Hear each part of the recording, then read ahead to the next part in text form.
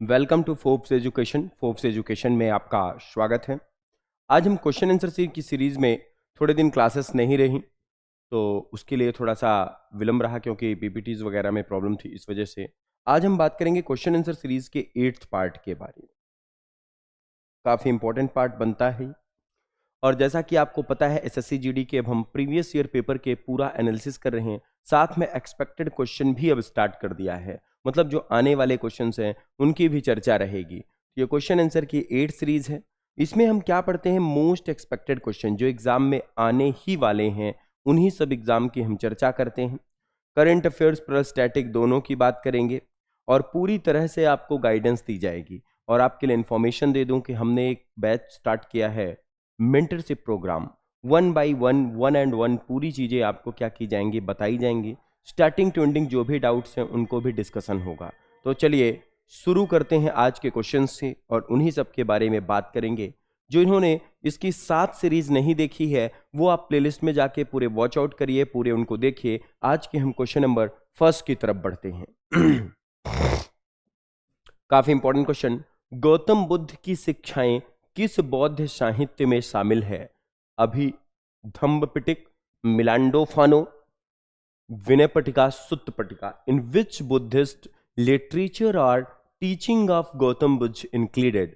Abhidhamma Pitaka, Milindapanho, Vinaya Pitaka and Sutta Pitaka. आपको पता होगा कि गौतम बुद्ध जो थे वो बौद्ध धर्म के प्रवर्तक थे और उन्होंने क्या किया था, ज्ञान प्राप्त किया था। क्लियर है? और काफी कुछ चीजें रहीं। तो आपको याद होगा कि जो बौद्ध धर्म है, बौद्ध धर्म का पूरी की पूरी जो रचना है वो किसमें की गई है? त्रिपिटक में। इनका इंपॉर्टेंट जो बौद्ध ग्रंथ है उस ग्रंथ का क्या नाम है बेटा? त्रिपिटक नाम है। क्लियर ना? तब तक आंसर करके आप जवाब दीजिएगा। और त्रिपिटक में विनय पत्रिका, शुत्त पत्रिका, विनय पत्रिका, शुत्त पत्रिका के बारे में पूरा वर्णन हुआ है। तो आप याद रखिएगा, विनय और सुत्त के बारे में वर्णन है तो त्रिपिटक में इसके बारे में। लेकिन गौतम बुद्ध के शिक्षाओं का संकलन अगर पूछा जाए शिक्षा के बारे में तो वो सुत्त पट्टिका में है। किसमें है बेटा? शुत्त पट्टिका में। बिल्कुल याद रखिएगा। और इन्होंने महात्मा बुद्ध ने जो अपना उपदेश दिया है, आपको याद होगा, इन्होंने अपना उपदेश सारनाथ में दिया। कौन से भाषा में दिया? अगर आपसे पूछा जाए भाषा या लैंग्वेज पूछा जाए तो याद रखिएगा इनकी भाषा या लैंग्वेज कौन सी है? पाली। इन्होंने जो प्रयोग किया कौन सी भाषा का? पाली का। और गृह त्याग किया था कितने दिन में? 29 वर्ष की आयु में महानिर्वाण प्राप्त हुआ था। 49 दिन में इन्होंने क्या किया? पूरा का पूरा नॉलेज प्राप्त किया था 49 वर्ष में। और गया का नाम आज भी फेमस है। तो गौतम बुद्ध की शिक्षाएं किस साहित्य में है? याद रखेंगे, दैट इज ऑन सुत्त पटिक। किसमें है बेटा? शुत्त पटिक में। और त्रिपिटक में 3 प्रकार की रचनाएं थी, तीनों के तीनों आपको क्या होंगे? पूरी तरह से याद होंगे। क्लियर है? आगे बढ़ सकते हैं। काफी कुछ क्वेश्चंस आपके एग्जाम के लिए इंपॉर्टेंट हैं। गौतम बुद्ध जो है ये कौन थे? बौद्ध धर्म के प्रणेता। और इनकी जो शिक्षाएं हैं वो किस में है? शुत्त पटिक में। त्रिपिटक में 3 प्रकार, विनय पट्टिका, सुत्त पट्टिका। मिलांडोफानो भी बौद्धों की रचना है, लेकिन इसमें जो है गौतम बुद्ध के धम्म और साहस के बारे में बताया गया। उन सब के बारे में चर्चा आज के सेकंड क्वेश्चन की ओर बात करेंगे। क्वेश्चन नंबर 2 में बिल्कुल ध्यान रखिएगा। टॉप इंपॉर्टेंट क्वेश्चन, कम से कम ये 6 से 7 बार हो चुका है। लावणी किस भारतीय राज्य का प्रसिद्ध लोक नृत्य है? क्वेश्चन है,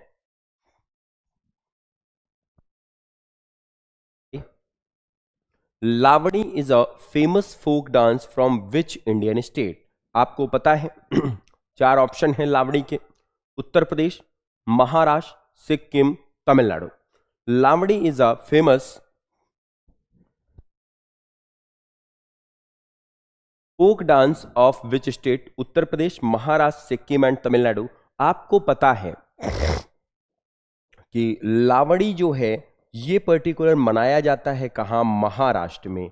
तो कहाँ का इंपॉर्टेंट आ गया? महाराष्ट्र। लेकिन आपसे कुछ अदर पूछे जाए, उत्तर प्रदेश का याद रखेंगे कजरी, या पर्टिकुलर रास लोक नृत्य की बात कर रहा हूं, या इसे जाना जाता है रास लीला के नाम से।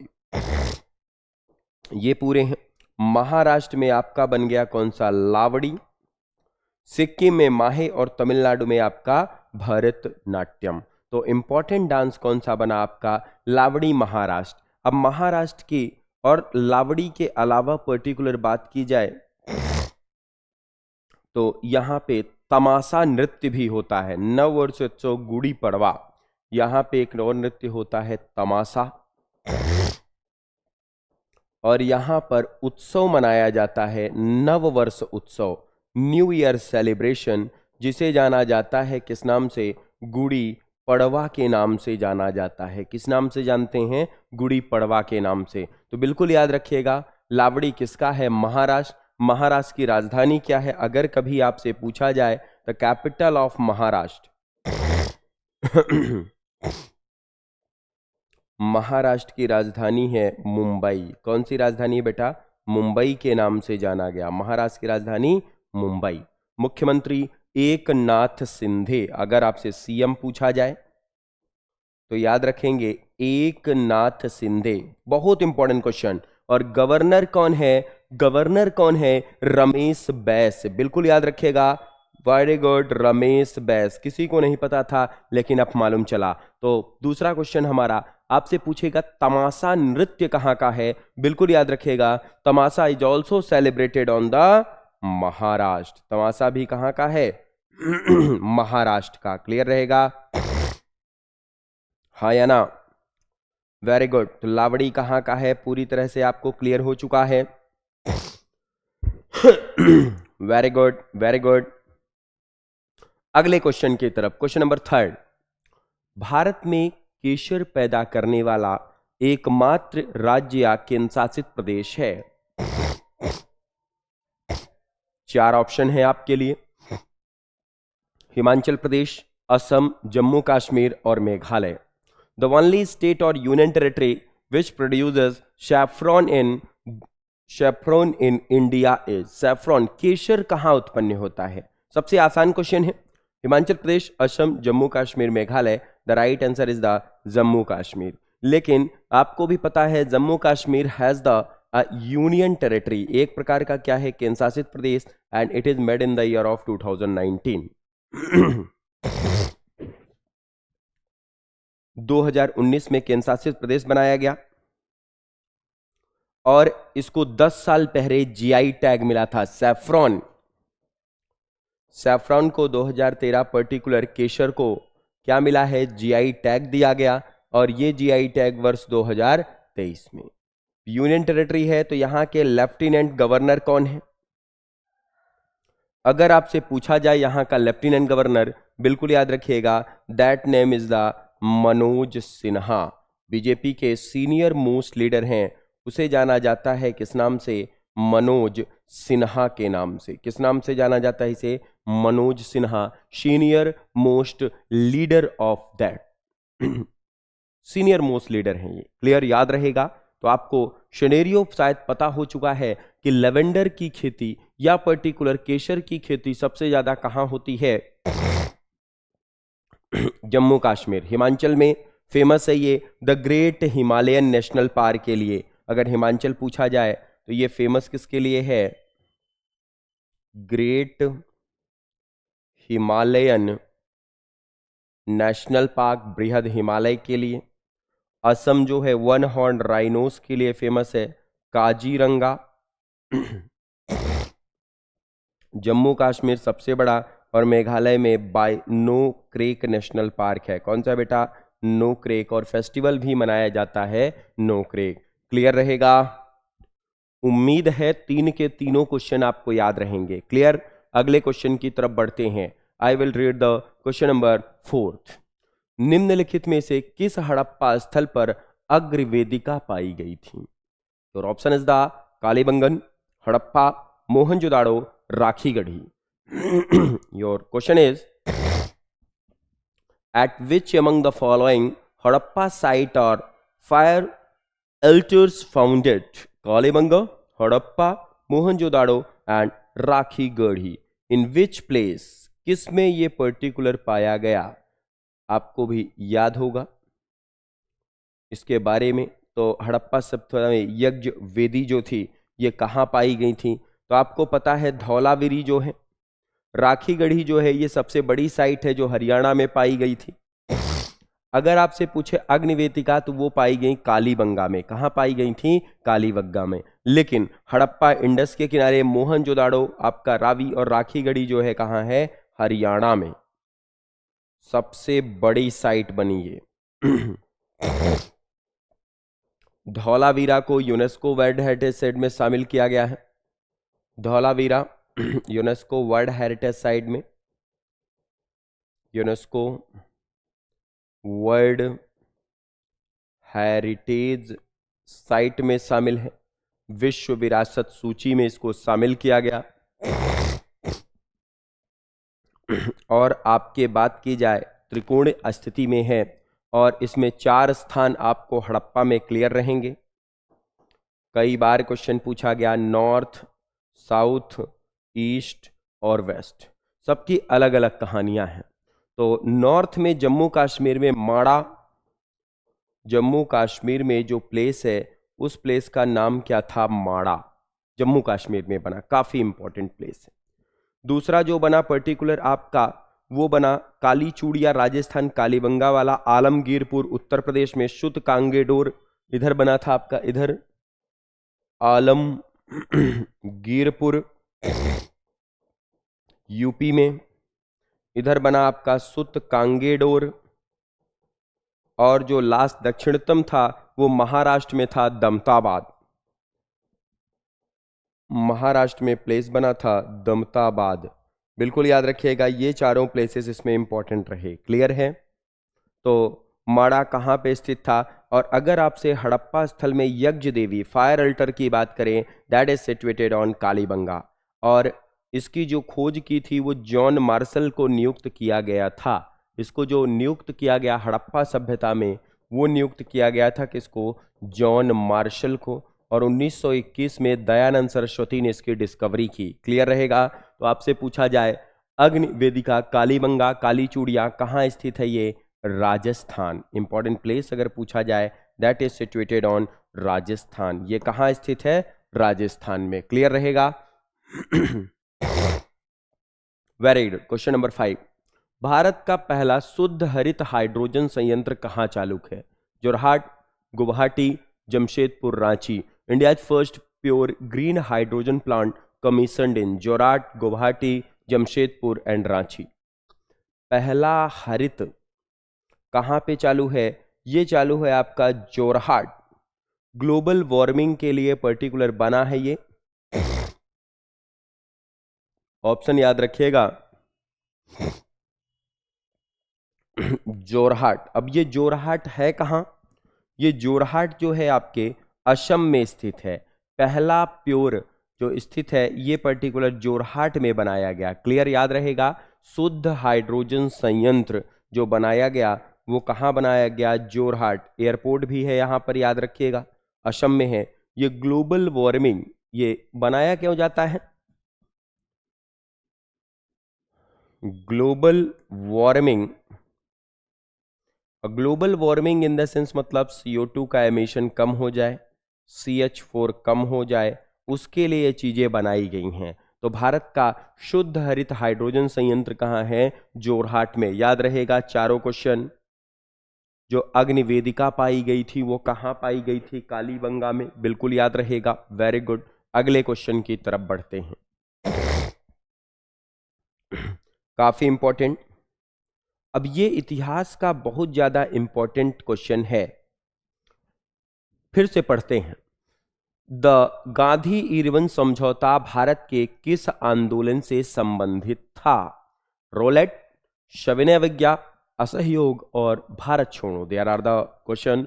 The Gandhi Irwin pact was associated to which movement of India? That is Rowlatt act, civil disobedient, non cooperation and quit India movement या भारत छोड़ो आंदोलन. आपको पता है कि गांधी इरविन समझौता जो है दूसरी गोलमेज सम्मेलन में पर्टिकुलर हुआ, और आपको भी पता है कि यहीं पर पर्टिकुलर पूना समझौता बी आर अम्बेडकर दांडी मार्च के बाद में हुआ था।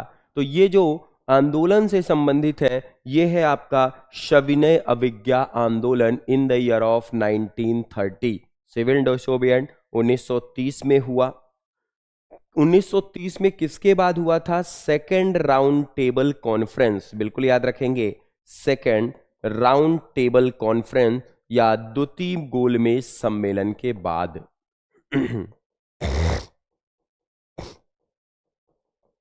द्वितीय गोलमेज सम्मेलन के बाद ये कहानी बनी है। कौन सा? सविनय अवज्ञा। पूना समझौता कब हुआ? In the year of 1932। B R Ambedkar और गांधी के बीच दांडी मार्च से संबंधित था। यहां से भी क्वेश्चन बन जाता है। पूना पैक्ट 1932 किसके किसके बीच में? डॉक्टर बी आर अम्बेडकर और एम के गांधी। और डॉक्टर बी आर अम्बेडकर और महात्मा गांधी के बीच में उसी समय मार्च हुई। कौन सी थी? दांडी मार्च। और सिविल डिसोबिडियंस की कहानी ही अलग है। भारत छोड़ो आंदोलन 1942 में चला था, ये पूरा याद रखेंगे। तो गांधी और इरविन समझौता किस आंदोलन से संबंधित था? That is related to civil disobedience, सविनय अवज्ञा आंदोलन। याद रहेगा। उम्मीद करते हैं अभी तक आपको 6 के 6 क्वेश्चन क्लियर हुए होंगे। हम आपको बता दें कि इसकी 8 सीरीज में से 7 सीरीज पहले आ चुकी हैं, उनको भी देखिएगा ये पूरे के लिए। अगले क्वेश्चन, निम्नलिखित में से किस राष्ट्रीय उद्यान में चीता को फिर से शामिल किया गया क्योंकि इसमें उत्तम घास के मैदान का निवास है? पेरियार, कुनो, कान्हा, केवलादेव। कहते थे नेशनल पार्क से क्वेश्चन नहीं आएगा, हमने कहा 100% आएगा। और देखिए क्वेश्चन है, cheetah has been reintroduced in which of the following national park as it features the perfect grassland habitat? The first option is the Periyar National Park, second was the Kuno National Park, third one is the Kanha National Park, and fourth one is the Kevla Dev National Park. Maximum के मन में आ रहा होगा चीता। चीता Africa से लाए गए थे बेटा, और जो चीता लाए गए थे that is established in the Kuno national park in the Shivpuri Madhya Pradesh. कहां रखे गए बेटा? कुनो में। कुनो में रखे गए चीता। फिर आपसे पूछेगा पेरियार कहां है, तो आप याद रखिएगा Periyar is situated for Kerala, that is famous for elephant. ये किसके लिए फेमस है? एलिफेंट या हाथियों के लिए इंपॉर्टेंट है। किसके लिए इंपॉर्टेंट है? हाथियों के लिए। कुनु चीता। कान्हा इज ऑस्लो, that is Madhya Pradesh, and Keoladeo that is situated on Rajasthan. ये कहाँ स्थित है? राजस्थान में स्थित है केवला देव। कान्हा की कहानी क्लियर है। 2 अभयारण्य विलय हो गए, बाघ अभयारण्य रानी दुर्गावती और नौरा देही। पूछेगा कि 2023 में 2 टाइगर रिजर्व मर्ज, 2 बाघ अभयारण्य को मर्ज किया गया या मिलाया गया। नौरादेही कौन कौन से हैं? नौरादेही बाघ अभयारण्य था, और दूसरा था रानी दुर्गावती। सागर और जगरपुल में थे, दोनों को मर्ज करके एक नया बाघ अभयारण्य क्षेत्र बनाया गया। सबसे ज्यादा राष्ट्रीय उद्यान कहाँ है? मध्य प्रदेश में 12, और टाइगरों की संख्या भी यही है। Maximum national park in MP. Clear है? वेरी गुड, ये आपको क्लियर रहेगा। अगले क्वेश्चन में बढ़ेंगे, क्वेश्चन नंबर 8, जल्दी से क्लियर करिएगा। Very good.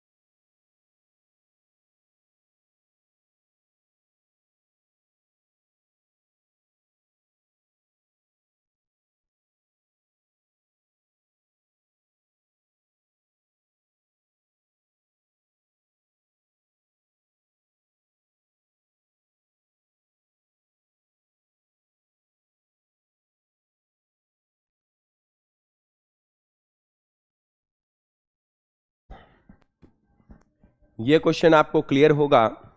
लोकप्रिय पार्श्व गायक खालिस्तान का मई 22 में निधन हो गया। कृष्ण कुमार कुन्नथ, अमीर बाई कर्नाटिका, अमृता सुरेश और अभिराम सुरेश, ये रिसेंट जितने भी मृत्यु हुई, निधन हुई, उनसे संबंधित हैं। लोकप्रिय पार्श्व गायक की बात की जाए तो आप याद रखेंगे द फेमस लोकप्रिय गायक है Krishna Kumar Kunnath, that is famous, Krishna Kumar Kunnath. और 2023 में जो मृत्यु हुए रिसेंट बहुत सारे, इसमें पहली महिला न्यायाधीश, फर्स्ट वुमेन जज, सुप्रीम कोर्ट की थी, सर्वोच्च न्यायालय की, क्या नाम था इसका? फातिमा बीबी। इससे भी क्वेश्चन बनेगा, अभी अभी मृत्यु हुई है इसकी। और दूसरे नंबर पे हरित क्रांति के पितामह,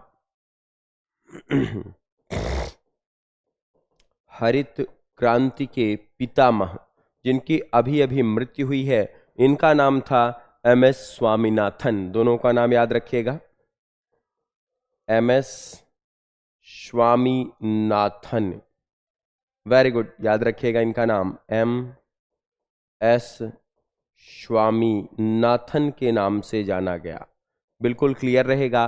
तो ये 8 में आपका काफी इंपॉर्टेंट, कृष्ण कुमार कुन्नथ लोकप्रिय पार्श्व गायक थे।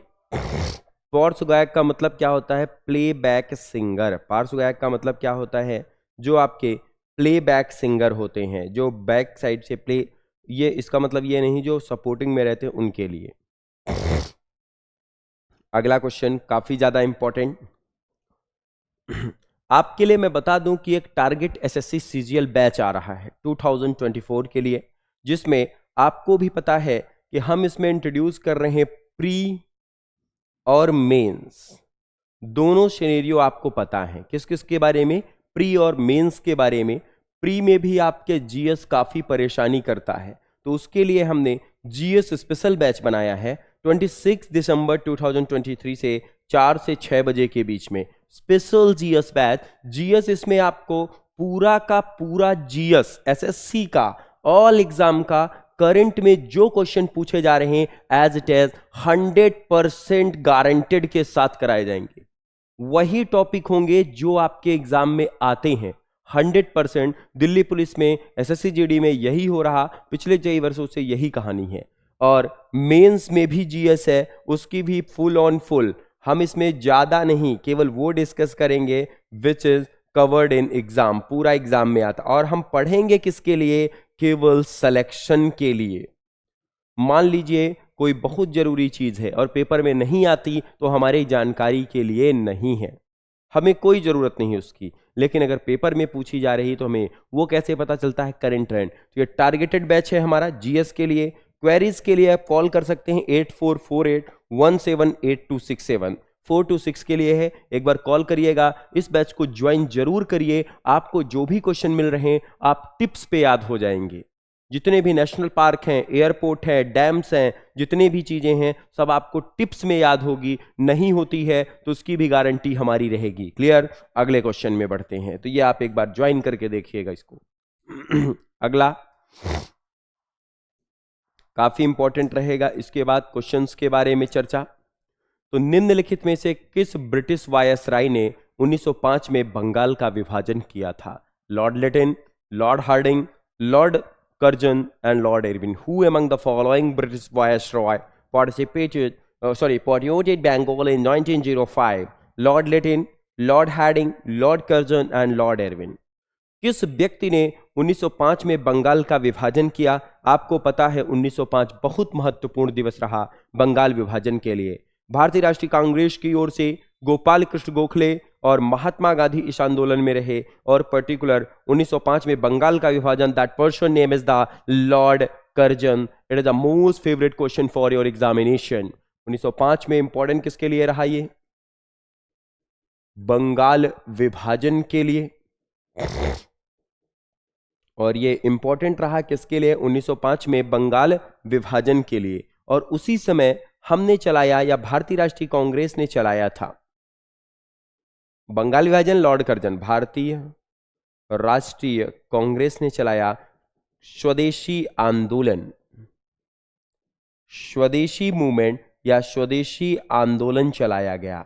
अब आपसे पूछेगा कि स्वदेशी आंदोलन का क्या मतलब है, कि अपने देश में जो वस्तुएं बन रहे उन्हीं का उपयोग। कब चला? 7 अप्रैल 1905। बिल्कुल याद रखेंगे। जो व्यक्ति आए वो आए पर्टिकुलर इसमें गोपाल कृष्ण गोखले, काफी famous person Gopal Krishna Gokhale, and the second person that name is the Mahatma Gandhi. दोनों इसमें पर्टिकुलर क्या किए गए, नाम इस पर किया गया। याद रहेगा, this is a most important question. और इसी दिन 7 अप्रैल को नेशनल हैंडलूम डे मनाया जाता। 7 अप्रैल 7 अगस्त पर्टिकुलर एक बार नेशनल हैंडलूम डे के बारे में भी चर्चा थी। Lord Lytton, Lord Hardinge, Lord Curzon, Lord Irvine, the viceroy that name is divided in the Bengal partition that done in the year 1905 with the help of the Lord Curzon। किसने किया था? Lord Curzon ने। याद रहेगा, बंगाल का विभाजन करने वाला। अगले क्वेश्चन की तरफ बढ़ेंगे। द नेक्स्ट क्वेश्चन, निम्नलिखित में से किस वर्ष में भारतीय राष्ट्रीय कांग्रेस के कराची सत्र में प्रस्ताव इस बार पर केंद्रित था कि स्वतंत्र भारत का संविधान कैसा दिखना चाहिए? इनडायरेक्टली क्वेश्चन पूछा, in which year that Karachi session और डन, कराची अधिवेशन कब हुआ? बहुत ज्यादा इंपॉर्टेंट।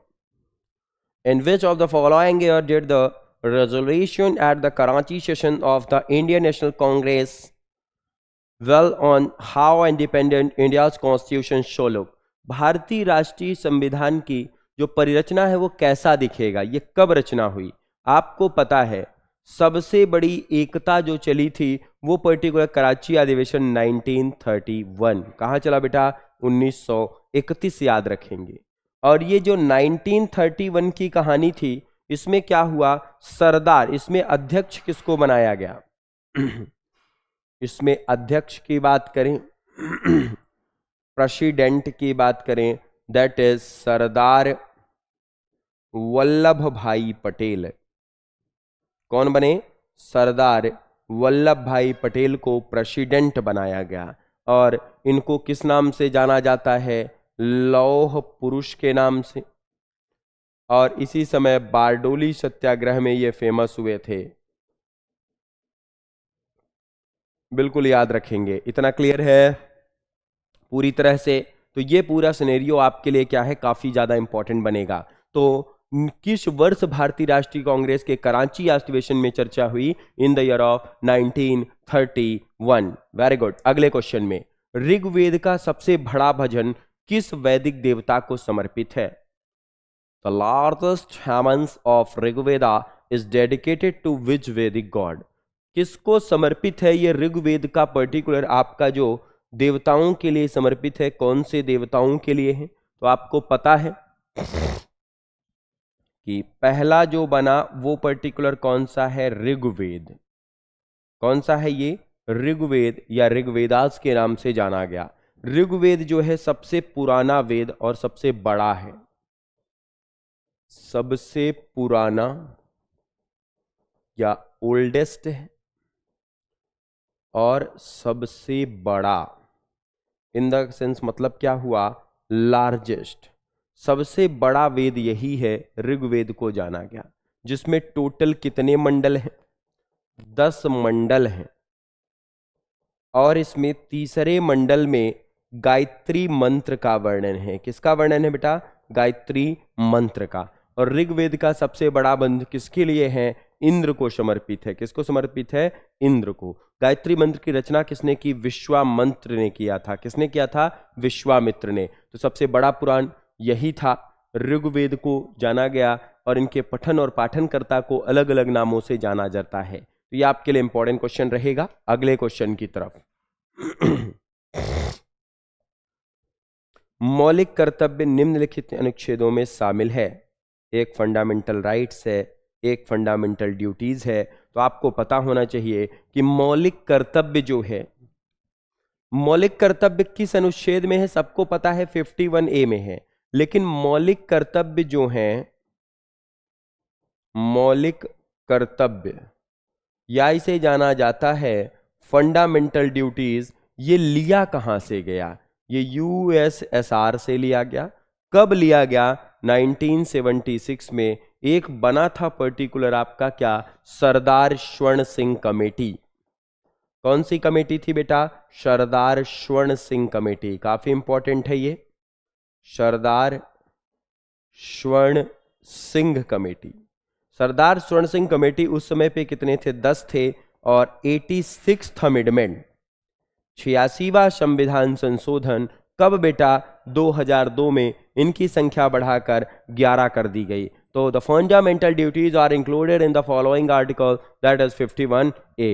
और शुरू में 10 थे, और ये ऐड किसके तहत किए गए थे? 42वां संविधान संशोधन, 42वां संविधान संशोधन द्वारा या 42nd अमेंडमेंट द्वारा ऐड किए गए। किसके द्वारा?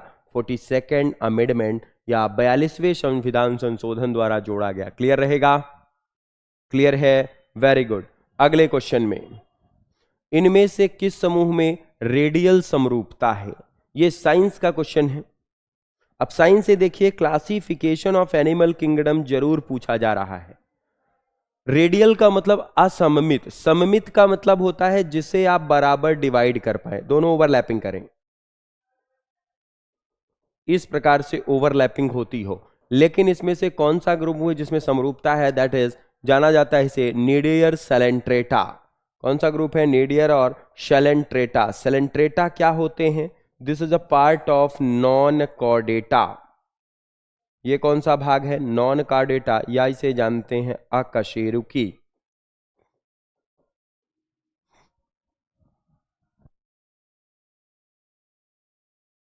अकशेरुकी का मतलब क्या है? बैकबोन नॉट फाउंडेड, या इसमें क्या होती है?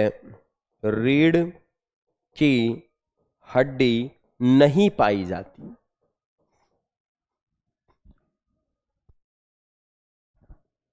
एनिमल किंगडम का पार्ट है ये, जिसपे बैकबोन नहीं रहती, उसके लिए चीजें बनी हैं।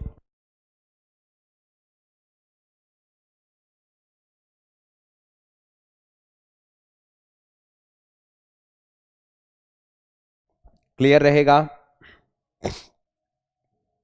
Very good. तो अगली जो कहानी है उसमें पर्टिकुलर ये क्या होता है? ये फ्रेश और सॉल्ट वाटर दोनों में रीव करते हैं। फ्रेश और सॉल्ट, मीठे और खारे दोनों पानी में निवास करते हैं। इस वजह से ये इस सिनेरियो में आता है, जिसके लिए पर्टिकुलर ये चीजें क्या होती हैं? बनती हैं।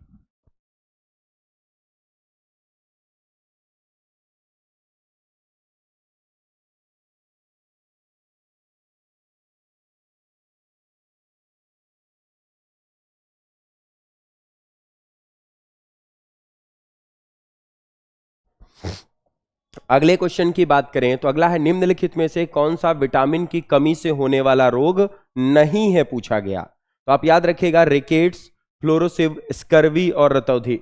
विच of the following is not a vitamin deficiency? अब आपको पता है कि जो विटामिन होती है ये दो प्रकार की है। एक होती है सॉल्युबल इन वाटर, मतलब जल में घुलनशील, और दूसरा क्या होता है? वसा में घुलनशील। जल में घुलनशील कौन है? विटामिन बी और सी। और वसा में घुलनशील होता है ADE, K। तो क्वेश्चन है कि कौन सा विटामिन से कमी? रिकेट्स जो होता है विटामिन डी की कमी से है, आपको पता चल गई। फ्लोरोसिव जो होता है, स्कर्वी विटामिन सी, रतौंधी विटामिन ए। फ्लोरोसिस जो होता है ये पर्टिकुलर मिनरल्स की कमी से है। मिनरल्स इन द सेंस मतलब क्या हुआ? खनिज की कमी से होता है। इसलिए राइट आंसर क्या बनेगा इसका? फ्लोरोसिस।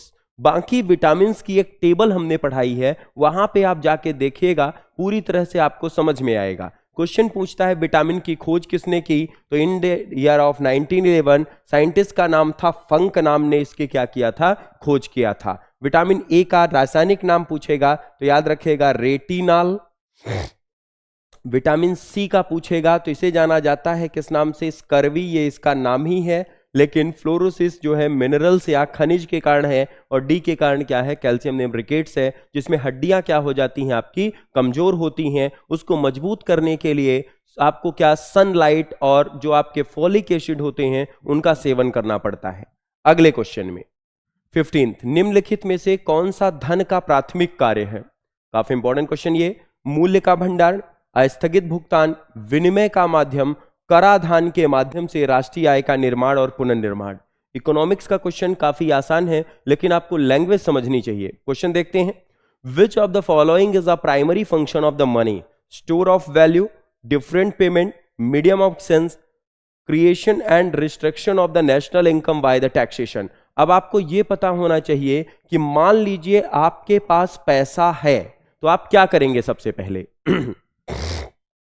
खर्च करेंगे, कहीं कुछ खरीद लेंगे, या कुछ और सिनेरियो इसमें रहेगा। तो जैसे ही आपके पास पैसा आता है, मान लीजिए अचानक से आपके पास 5 करोड़ रुपए आ गए, तो आप क्या करेंगे? उस 5 करोड़ से जाकर, पैसे तो खाएंगे नहीं, पैसा तो आप क्या करेंगे? उसको इन्वेस्ट करेंगे। इन्वेस्ट करेंगे मतलब विनिमय का माध्यम है, मीडियम ऑफ एक्सचेंज। जैसे ही पैसा आया, आप मनी से डिफरेंट चीज बाइज करेंगे, मींस आप उससे क्या करेंगे? मीडियम ऑफ एक्सचेंजेस होता है, आप उसको स्टोर नहीं कर सकते हैं। आप क्या करेंगे? उससे वस्तुओं को खरीदेंगे, और अगर कोई वस्तु आप ले रहे हैं मतलब आप उसका क्या करेंगे? एक्सचेंज करेंगे। स्टोर नहीं पॉसिबल। डिफरेंट पेमेंट्स ये भी नहीं कर सकते। Creation and restriction of national income बिल्कुल नहीं। अगर आपकी लॉटरी खुल जाए, अचानक से आपको 100 करोड़ रुपए मिल जाएं, तो आप क्या करेंगे? उसको स्टोर तो कर नहीं सकते, दूसरे को देंगे भी नहीं। आप क्या करेंगे? उससे वस्तुएं, अपना प्लान बनाएंगे कहीं घूमने का। घूमने का बनाया मतलब आपने क्या किया? पैसे दिए और बदले में टिकट्स बाई किया। इसका मतलब क्या हुआ? आपका मीडियम ऑफ एक्सचेंज चलता है। क्वेश्चन आसान था, बस समझने का तरीका था आपके पास। अगले क्वेश्चन में 16 में बढ़ते हैं। खासी पहाड़ियों के दक्षिणी ढलानों में किस स्थान पर प्रतिवर्ष वर्षा 12,000 मिलीमीटर होती है? Which place is the southern slopes of the Khashi Hills receive an average of the 1200 mm of the rainfall? आपको पता है भारत की ज्योग्राफिकल कंडीशंस के बारे में बात की जाए तो यहां पे 3 पहाड़ियां हैं, गारो, खासी और जैंतियां। अब इन पहाड़ियों में अगर अचानक से कोई भी विंड, यहां आपका हिमालयन तिब्बत वाला रीजन, इधर आपका बे ऑफ बंगाल, और आगे बढ़ गए तो ये गुजरात से बहता हुआ नीचे, तो ये आपका रीजन कौन सा बन गया? अरेबियन सी। और ये पूरी रेंज बनती है आपकी आरावली। तो इसने कहा कि किस स्थान पर प्रतिवर्ष ज्यादा वर्षा है? माइलिम, मैरांग, मासिमराम, नोगेस्टम।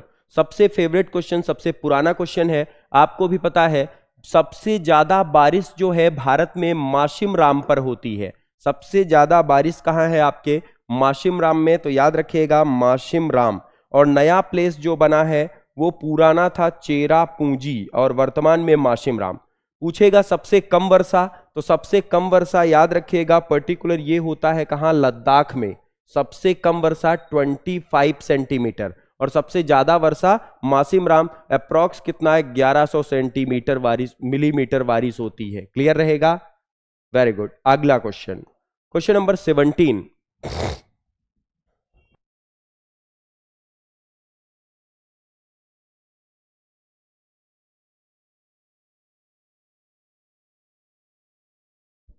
अगला जो है, टाटा सन्स के पूर्व चेयरमैन और उद्योगपति खालिस्तान का 4 सितंबर 2022 को निधन हो गया। अब ये टाटा के चेयरमैन थे। Former Tata Sons chairman and industrialist passes away on 4 सितंबर 2022। इसका जवाब सभी को दे देना है जल्दी से, जल्दी क्लियर कर दीजिए। टाटा सन्स के अध्यक्ष किसका निधन हुआ था? Very good. व्यक्ति का नाम है साइरस मिस्त्री। क्या नाम था? साइरस मिस्त्री। बिल्कुल याद रखिएगा। बाकी आपके संस्थापक रतन टाटा और बाकी की कहानी अलग है। Question number 18। अंतरराष्ट्रीय अहिंसा दिवस किस दिन मनाया जाता है? International day of non violence is observe on which among the following day? अहिंसा दिवस कब मनाया गया? आपको भी पता है कि पर्टिकुलर अहिंसा दिवस हर साल नॉन वायलेंस डे 2 अक्टूबर को 4 दिवस मनाए जाते हैं। गांधी जयंती, Lal Bahadur Shastri Jayanti, non violence day और क्लीन इंडिया मूवमेंट। तो इसका राइट आंसर क्या हो गया? 2 अक्टूबर को मनाया जाता है। 23 मार्च को पराक्रम दिवस, 23 जनवरी शहीदी दिवस, 12 अगस्त याद रखिएगा पर्टिकुलर सेलिब्रेट होता है इंटरनेशनल यूथ डे या अंतरराष्ट्रीय युवा दिवस के नाम से, और 5 अक्टूबर को मनाया जाता है अंतरराष्ट्रीय शिक्षा दिवस। किस नाम से जाना जाता है? अंतरराष्ट्रीय शिक्षा दिवस, इंटरनेशनल एजुकेशन। तो अहिंसा दिवस कब मनाया गया? बिल्कुल याद रखिए, दैट इज 2 अक्टूबर। क्लियर है? यहां तक कोई doubts? Very good. Important days से भी क्वेश्चन आया। हमने कहा था जो टॉपिक बताया उसी से क्वेश्चन आपके यहां आ रहे हैं। और जीएस स्पेशल बैच भी स्टार्ट हो रहा, दैट इज 26 दिसंबर। कॉल करिएगा, नीचे मैसेज जा रहा है, इस नंबर पे आप कांटेक्ट कर सकते हैं, पूरी तरह से आपके लिए रहेगी। अगला, उत्तर प्रदेश के देवबंद में दारुल उलूम की शुरुआत किसने की? मौलवी लियाकत अली, मौलवी Ahmadullah, sir Syed Ahmad Khan, Mohammad Qasim Nanautvi. Who started the Darul Uloom in Deoband? Deoband आपका उत्तर प्रदेश के सहारनपुर के पास में है। मौलवी लियाकत अली, मौलम मोहम्मदा, सर सैयद अहमद खां, मोहम्मद कासिम नानोवती। किसके द्वारा किया गया? तो आप याद रखिएगा मोहम्मद कासिम नानोवती द्वारा यह प्रारंभ किया गया। दारुल इस्लाम पर्टिकुलर इस्लाम में एक घटना होती है। उत्तर प्रदेश के 2023 में भौगोलिक संकेत दिया गया। 2023 में यूपी में जीआई टैग दिया गया। एक दिया गया किसको? बनारसी पान को, और दूसरा दिया गया लंगड़ा आम को। लगड़ा मैंगो और बनारसी पान, इन दोनों को क्या दिया गया? और सबसे सुरक्षित शहर कौन सा माना गया 2023 में? That is Kolkata. आज के अंतिम प्रश्न में बढ़ते हैं। भारत में सोने के सिक्कों का सबसे बड़ा भंडारण जारी करने वाला राज्य कौन सा है? भारत में सोने के सिक्कों का सबसे बड़ा भंडारण जारी करने वाले राजा? मौर्य, इंडो ग्रीक, गुप्त एंड कुषाण। आपको पता है who were the first king to issue the largest honor of the gold coins? Gold coin जारी करने के लिए किसका नाम आया? कुषाणों का। गुप्त काल में स्वर्ण चला। गुप्त काल में आपको पता है स्वर्ण को जाना जाता था किस नाम से? दिनार के नाम से। चांदी को जाना जाता था दिरहम के नाम से, और जो बाकी थे उनके लिए अलग सिनेरियो बना था। चौथी बौद्ध संबल कुंडल ग्राम में हुई, और यहां पर कनिष्क का नाम सबसे ज्यादा इंपॉर्टेंट है। किसका नाम रहता है? कनिष्क। तो इसमें पर्टिकुलर काफी ज्यादा इंपॉर्टेंट बनता है कौन? कनिष्क। और कनिष्क के लिए जो कहानी है कुषाणों में रहती है। तो आज के 20 क्वेश्चन आपको क्लियर हैं? पूरी तरह से 100% इन क्वेश्चनों को आप क्या करेंगे? याद करेंगे। और हर क्वेश्चन पे आपको आंसर 4 ऑप्शन है, मौर्य, इंडो ग्रीक, गुप्त और कुषाण। सबके समय पे अलग अलग मिनट एंड टकसाल चला करते थे, उन सब में फेवरेट क्वेश्चन बने हैं। क्लियर? तो जीडी की 8-7 सीरीज हो चुकी है, उन 7 को आप प्लेलिस्ट में जाके वॉच करिएगा। पूरे क्वेश्चंस के बारे में हमने यहाँ पर चर्चा किया है। कोई भी क्वेश्चन अगर समझ में नहीं आता कमेंट बॉक्स में आप लिख सकते हैं, हम उसकी भी चर्चा करेंगे इसमें। क्लियर? यहां तक कोई डाउट्स आपका? क्लियर रहेगा? इनके आगे भी क्वेश्चंस हम लगातार लाते रहेंगे। आपसे कभी पूछा जाए काश्य को उस समय किस नाम से जाना जाता था, तो काश्य को मस्क के नाम से जाना जाता था। किसी का क्वेश्चन है कि काश्य को किस नाम से जाना जाता था? काश्य को मस्क। तो आज के क्वेश्चन में आपको क्या क्या देखने को मिला? ज्योग्राफी एक क्वेश्चन, पॉलिटी एक क्वेश्चन, स्टैटिक 5 से 6, करंट 2 से 3। मतलब पूरा का पूरा सिनेरियो जीएस में स्टैटिक में जा रहा है। प्लेलिस्ट में मैंने यह भी बताया है कौन कौन से टॉपिक आपको स्टैटिक जीके में पढ़ना है। दिल्ली पुलिस में 20 में से 15-15, 16-16, 17-17 क्वेश्चन स्टैटिक जीके आ रहा, इसलिए आपको स्टैटिक का सिनेरियो बढ़ा रहे हैं। स्टैटिक है नहीं, स्टैटिक एक अवार्ड से क्वेश्चन अभी हमने नहीं डिस्कस किए, वो सब चीजें भी आपको प्लेलिस्ट में मिलेंगी। यहां तक कॉन्सेप्ट क्लियर रहेगा, बाकी की चर्चा नेक्स्ट क्लास में देखेंगे। क्लियर? फोर्ब्स एज को चैनल को सब्सक्राइब और जरूर करिएगा। बाकी next class. Okay, thank you.